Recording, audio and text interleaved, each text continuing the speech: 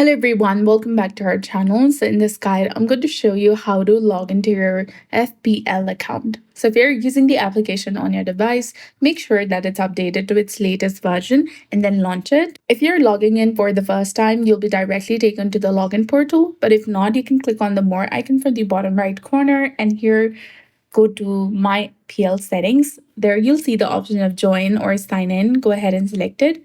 Now this will take you to account.premierleague.com and you'll see the login portal. You'll get two different options in the top, that is sign in and join my PL. Under sign in, enter your email address that is associated with your FPL account.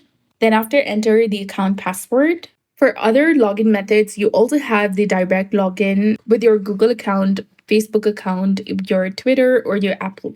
So go ahead and click on sign in. This will take a few seconds and you'll be instantly logged into your specific account. So that's it. I hope you found this video helpful. If you did, please like, share, and subscribe. Thanks for watching. We'll see you again in the next one.